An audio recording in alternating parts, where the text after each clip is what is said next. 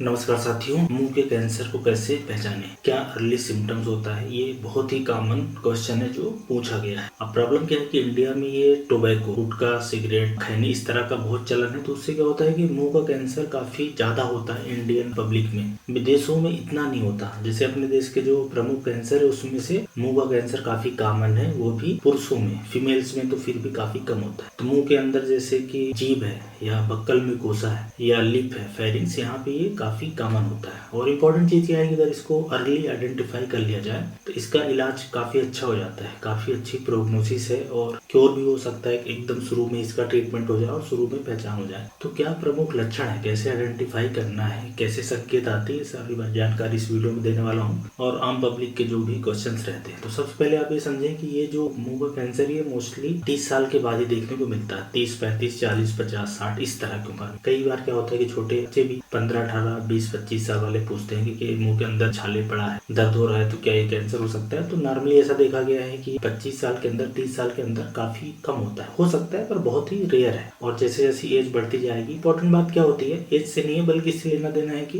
किसी ने कितने साल ये खैनी, गुटखा, सुपारी, तंबाकू, सिगरेट पिया है। 15-20 साल से ज्यादा अगर किसी को जाता है सुपारी, गुटखा, तंबाकू, खैनी खाते हुए, तो इसका रिस्क बढ़ जाता है। और जितने साल और करता जाएगा वैसे ही रिस्क बढ़ जाएगा। और जो लोग गुटखा, सिगरेट, तंबाकू, बीड़ी ये सब नहीं करते उनमें ये काफी कम है। हो सकता है लेकिन बहुत ही कम है। इसी वजह से जो फीमेल्स हैं उनमें ये बहुत ही कम होता है। और ऐसे लोग जो बीड़ी, सिगरेट, गुटखा, तंबाकू नहीं खाते उनमें भी बहुत ही कम चांस है। अब मेन पहचानने का तरीका ये होता है कि मुंह के अंदर छाले पड़ते हैं और वो हील नहीं होते, भरते नहीं। स्पेशली जैसे कि छाले हुए 10, 12, 15 दिन में उसको ठीक हो जाना चाहिए, कम हो जाना चाहिए। इसमें नॉन हीलिंग अल्सर बोलते हैं। एक ऐसा अल्सर घाव जो कि भर नहीं रहा है और उसकी साइज थोड़ी थोड़ी बढ़ती भी जा रही है। और शुरुआत में ऐसा होता है कि पेनलेस होता है, इसमें दर्द नहीं होता। कैंसर वाला जो छाला होता है उसमें अमूमन दर्द नहीं होता। और अगर काफी पेनफुल है और घाव बहुत सारे छोटे छोटे हैं, दवाइयों से ठीक हो जाता है, फिर हो जाता है, अगर इस तरह की कंडीशन है तो बहुत चांस है कि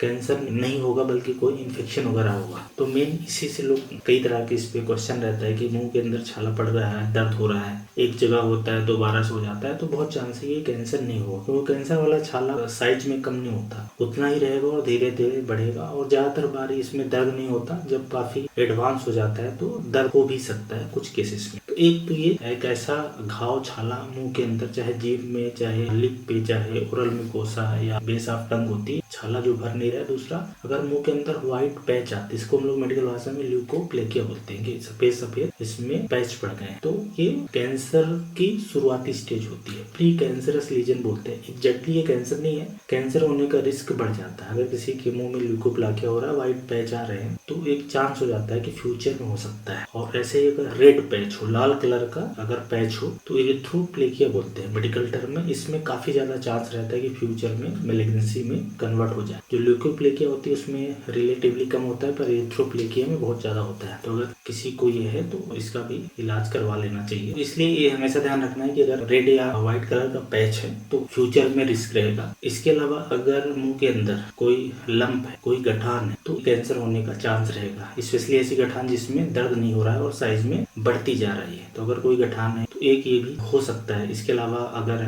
आवाज में चेंज आ रहा है, बदलाव आ रहा है, तो एक ये भी चांस रहता है। और कुछ लोगों में जिनके अंदर मुंह के अंदर छाले होते हैं, कैंसर डेवलप हो जाता है, तो बगल में बाहर की साइड में वहाँ लिम्फ नोड बढ़ जाता है, वहां से फैल जाता है बेसिकली लिम्फ नोड में बाजू में। ऐसा तभी होता है जब काफी दिन का कैंसर हो गया हो, तब एक चांस रहता है। तो इस तरह के जो लक्षण है वो आएंगे कि मुंह का कैंसर हो सकता है। और पता करने के लिए इसमें जांच होती है, जिसको बोलते हैं कि बायोप्सी का टुकड़ा ले लिया जाए, टिश्यू का टुकड़ा लेके उसको एग्जामिन करना है। वही सबसे अच्छा तरीका बिल्कुल श्योर है, जिससे ये पता चलेगा कि है कि नहीं है। एक स्क्रैप साइटोलॉजी बोलते हैं, उसमें भी पता चल जाता है शुरुआती स्टेज में। बायोप्सी में तो टुकड़ा लेना पड़ता है, स्क्रैप साइटोलॉजी में टुकड़ा लेने की जरूरत नहीं पड़ती। वैसे अगर आप डॉक्टर के पास जाओगे, डॉक्टर एग्जामिनेशन से भी लगभग बता देते हैं कि इसमें कितना कैंसर होने का चांस है कि इन्फेक्शन होगा। और कुछ केस में अगर ज्यादा अंदर है तो एंडोस्कोपी वगैरह की जरूरत पड़ सकती है। सकती है। तो इम्पोर्टेंट चीज़ ये जानना है कि ये जो मुंह का कैंसर है इंडिया में सिर्फ इसलिए कॉमन है क्योंकि ये गुटखा, तंबाकू, सिगरेट, एल्कोहल और तीखी चीज इनकी वजह से, अगर इसको ना खाया जाए तो